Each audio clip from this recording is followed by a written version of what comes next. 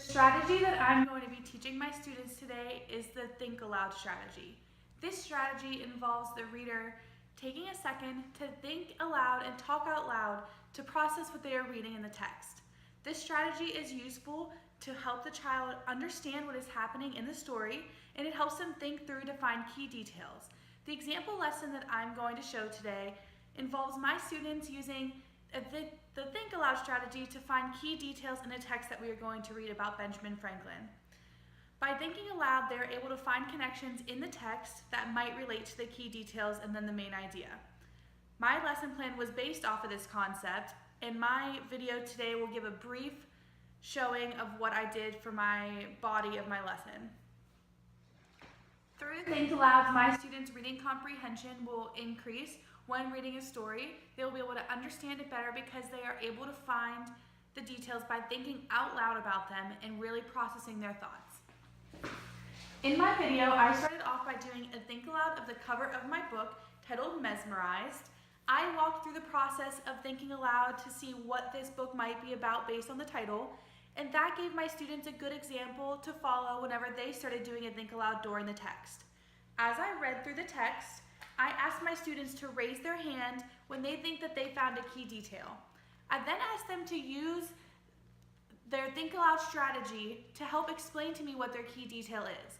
For example, on this page, I asked my student, based on what we read, to think aloud and tell me what she thinks might be happening with this picture. Because there was a lot of information in our text and it was hard to process the first time, so I asked her to think aloud and talk about it, and this was able to improve her comprehension of what was happening on this page of the text. The Think Aloud strategy can be used for things other than just to find the key details and the main idea. Overall, it improves comprehension of the entire text, but I chose to base my lesson off of key details and main idea. Hello class, today we are going to learn how to do a think aloud to find the key details in a text. So this is the book we're reading today. It's titled Mesmerized. Before we begin, I think I'm going to see if I can find out what the book's about by looking at the items on the front page. So in this picture, I see the word mesmerized. I learned in our vocabulary that mesmerized means to be in a trance type state, kind of like you're in a spell. So that might mean that our book has something to do with being under a spell. I also see a man pointing to a woman who looks like her eyes are closed. Maybe she's under a spell. There's some other people on our book. That guy has glasses on and some funky hair. He looks like he might be pretty smart. Let's see what our book's about. When I begin to read, if you think you find a key detail that you would like to think aloud through, raise your hand and I'll write the detail on the board. Do you understand? Yes. Mesmerized. How Ben Franklin solved a mystery that baffled all of France. Written by Mara Rockcliffe, illustrated by Ayabko Bruno. Ben Franklin's first set foot in France. He found the city all abuzz. Everyone was talking about something new, remarkable, thrilling, and strange, something called science. Parisians giggled at a gas that nobody could see until it went up in flames. Voila! They gasped at the balloon that floated high above the rooftops, carrying a duck, a rooster, a very nervous sheep. Ooh la la! They went absolutely gaga over the Americans in the peculiar fur hat, because everyone had heard about Ben Franklin's famous kite experiment, which showed that lightning was the same as electricity. Are there any details on this page that you might think are important? I think that the gas is important that makes balloons come up in the air. The gas that makes balloons. I'm going to add that to our list.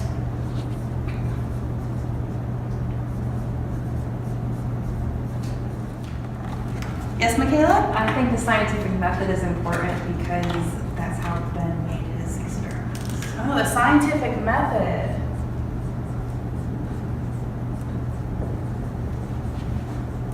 Looking at this page, I think that it might be too because I see lots of pictures. Do you see pictures that support the scientific method being important? Yes. Yes, it shows like all of the steps that he took to make his experiment, and the scientific method is a bunch of different steps that we take so that we can make an experiment. Great thinking.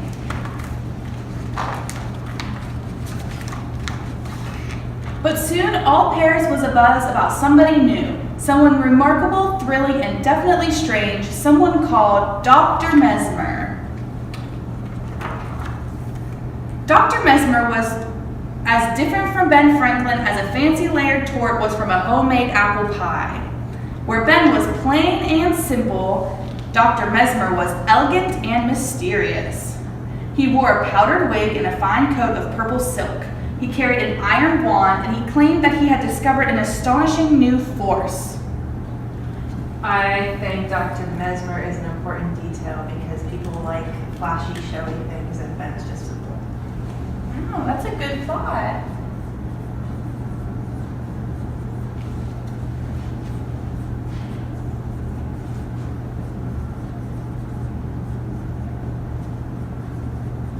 So I added to our list that Dr. Mesmer is flashy and Ben Franklin is simple.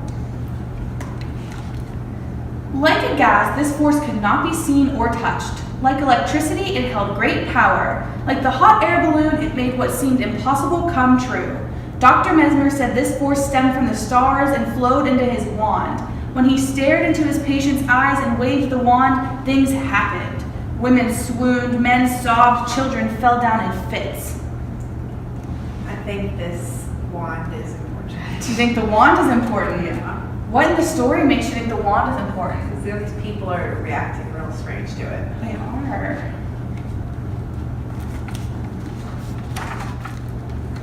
Dr. Mesmer could make the same glass of water taste like 20 different things. If he told a patient to taste strawberries, the patient tasted strawberries. If he told the patient to taste vinegar, the patient tasted vinegar. Dr. Mesmer said his force helped people who were sick. What kind of sickness? Any kind. Soon everybody wanted to be mesmerized. Dukes and countesses arrived in carriages at Dr. Mesmer's door. They disappeared into a room hidden behind heavy drapes covered with signs and symbols. Hours passed. At last they came out and announced that they were cured. This picture shows lots of people. Can you think through what you think they're doing from what we just read? Well, I would think they're watching Dr. Mesmer, but there's a curtain in front of them. So maybe they are. Maybe he's curing somebody behind the curtain. Everyone agreed that Dr. Mesmer's force was the most thrilling, most remarkable, and strangest thing that science has discovered yet. Well, not quite everyone. Doctors were furious. Their patients didn't care about regular medicine anymore. All they wanted was a wave of Dr. Mesmer's wand. The doctors griped and groused and fussed and fumed. Dr. Mesmer's force was not like electricity, a gas, or the hot air in a balloon, they told the king. The reason nobody could see or touch it was... Why do you think they couldn't see or touch the force? Based on what we see on this page.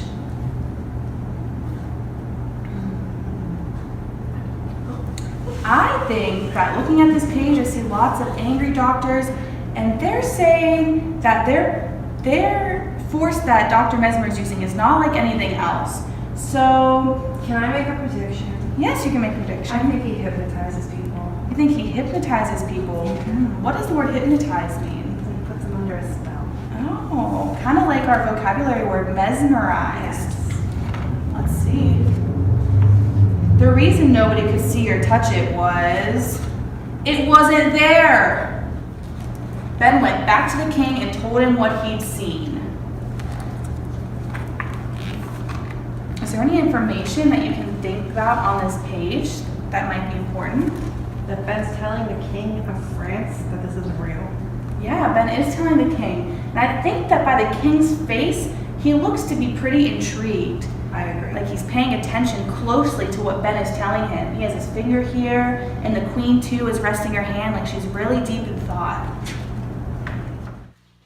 After we used the Think Aloud Strategy while reading our book, my students were able to understand the text better, and so in turn, if I were to continue my lesson to do some comprehension questions, they would probably understand the text better because they were able to think through it. The next part of my lesson plan would be for students to go through the list of key ideas that we wrote on the board and key details and help minimize the list to pick out the really, really important points. Because they understand the text better, this will be very easy for them. The Think Aloud strategy is a strategy that my students can use when reading independently in small groups or at home with their parent or guardian.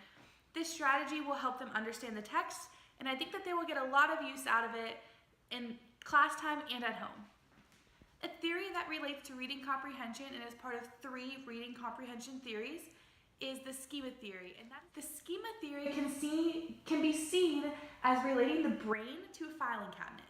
Students are thinking of new ideas and filing them in their brain in an order that makes sense to them, so that they're able to take these thoughts out and use them later. So when our students are doing a think aloud about our book, they are taking the information that they know and they're talking about with their main ideas and their key points, and they're storing that in their brain along with things that make sense to store it with. So everything's under a big category, and they're able to go back in and use that information later to help them comprehend the text once they've finished reading it. Thank you for watching my video on Think Alouds. I hope that you're able to find some of this information useful and that you're able to apply this strategy in your own classrooms and future lesson plans.